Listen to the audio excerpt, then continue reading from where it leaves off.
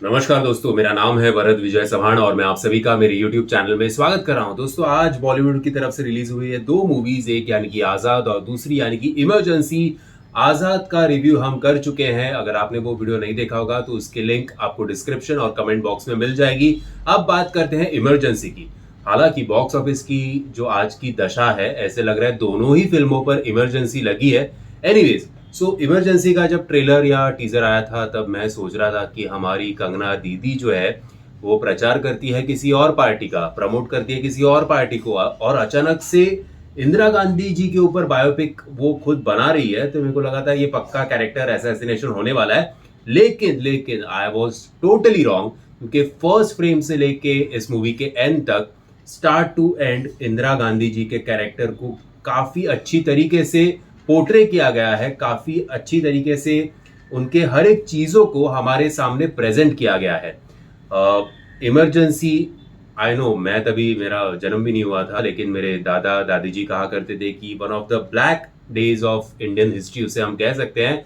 लेकिन इमरजेंसी लगाने के पीछे उनकी मानसिक स्थिति क्या थी, इंदिरा गांधी जी की क्या क्या राजनीतिक ऐसे सिचुएशंस आए जिनकी वजह से उन्हें इमरजेंसी लगानी पड़ी। और ना केवल उतना ही, ये फिल्म भाष्य करती है इमरजेंसी के पहले का भारत और इमरजेंसी के बाद का भारत भी। जब मूवी स्टार्ट होती है तो वो बिल्कुल समय वेस्ट नहीं करती पॉइंट पे आने के लिए। स्टार्टिंग में आपको इंदिरा गांधी जी का बचपन दिखाई देता है, जब उन्हें किसी और नाम से जाना जाता था। वो नाम क्या है, इसके लिए इस फिल्म को सिनेमा घरों में जाके जरूर देखना। उसके बाद नेहरू जी की डेथ, उसके बाद शास्त्री जी की ओथ सेरेमनी, उसके बाद रहस्यमय तरीके से शास्त्री जी की डेथ, और उसके बाद इंदिरा गांधी जी की ओथ सेरेमनी, फिर 1971 का वॉर, और इंटरवल होते होते हमें समझ में आता है कि इमरजेंसी लग चुकी है। सो स्टार्ट से लेके एंड तक इस मूवी का पेज जो है वो काफी बढ़िया है। इंदिरा गांधी जी के अलावा और काफी पॉलिटिकल या आर्मी बेस्ड कैरेक्टर्स हमें इस मूवी में दिखाई देते हैं, जैसे कि सैम मानेकशॉ, सोदी, वाजपेयी जी, नारायण जी, संजय गांधी जी। और उनका स्क्रीन टाइम लिमिटेड है, लेकिन उसके बावजूद अनुपम खेर जी, श्रेयस तळपदे जी, ये काफी शाइन करते हैं अपने अपने भूमिकाओं में।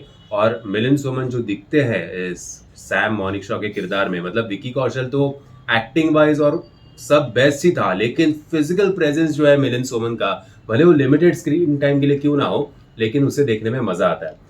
ना केवल इमरजेंसी पे, लेकिन ये फिल्म भाष्य करती है अन्य पॉलिटिकल अप्स एंड डाउन्स के ऊपर भी, अन्य पॉलिटिकल इवेंट्स के ऊपर भी, जैसे कि Shimla treaty, Indo China war, India Soviet convection, Bangladesh formation, Assam partition, Pokhran test, operation blue star और नसबंदी, एक्सेट्रा एक्सेट्रा। और साथ ही में एक जर्नी है इंदिरा गांधी जी की, जब उनका राइज हुआ था, कुछ ईगो की वजह से उन्होंने कुछ कुछ गलतियां की, उनके उसके बाद इंदिरा गांधी जी का डाउनफॉल, और उसके बाद इंदिरा गांधी जी वर्जन 2.0।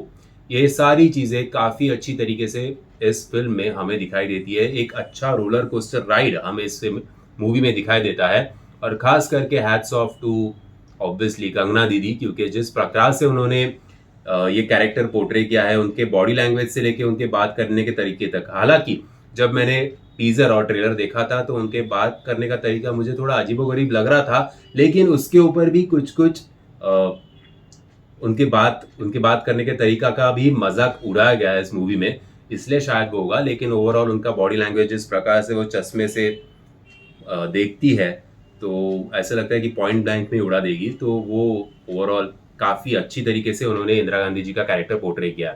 हालांकि हम लोगों ने इतना इंदिरा गांधी जी को देखा नहीं है, ना उनके फुटेजेस को गूगल कर करके स्टडी किया है। सो अब मैं जरूर देखूंगा, और मैं आई एम श्योर कि बिना देखे भी अगर इंदिरा गांधी जी होगी तो ऐसी ही होगी। इस प्रकार से इस कॉन्फिडेंटली कंगना रनौत ने इस कैरेक्टर को पोर्ट्रे किया है। लेकिन आई एम श्योर कि ये बॉक्स ऑफिस पे इतना उसको अप्रिसिएशन नहीं मिलने वाला है। काफी काफी काफी लिमिटेड ऑडियंस इस मूवी का होने वाला है। टेक्निकली बात की जाए तो टेक्निकल मामले में फिल्म बिल्कुल, उस पर भी इमरजेंसी लगी है ऐसे हम कह सकते हैं। सिनेमाटोग्राफी ओके ओके है, बीजीएम कुछ इतना मजा नहीं आता, गाना तो एक भी आपको याद नहीं रहेगा। अगर आपको कुछ याद रहेगा तो हर एक एक्टर्स के परफॉर्मेंसेस, और अगर आपने मेरे जैसे अपने दादा दादी से उस टाइम के बारे में कुछ कहानियां सुनी होगी तो शायद आपको ये मूवी समझ में आएगी।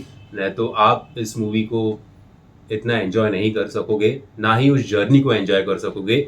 और अगर आप आज की जो मेंटालिटी है, अगर उस मेंटालिटी से राइट हैंडेड ही रहना चाहते हो तो ये लेफ्ट विंग वाली मूवी आपको बिल्कुल भी पसंद नहीं आएगी। सो मेरी तरफ से है इस मूवी को 3.5 स्टार। इस मूवी को एटलीस्ट थिएटर में नहीं तो ओटीटी पे तो जरूर देखना, और एक बार हमारे एक्स प्राइम मिनिस्टर भी क्या क्या करके गए हमारे भारत देश के लिए, सही हो या गलत हो उसमें आपकी राय हो सकती है अलग अलग, लेकिन एक बार इन सारे जर्नी को गो थ्रू करना चाहिए। अगर आपको ये वीडियो पसंद आगा तो याद से वीडियो को लाइक शेयर और चैनल को सब्सक्राइब करना मत भूलना। जय हिंद, जय महाराष्ट्र।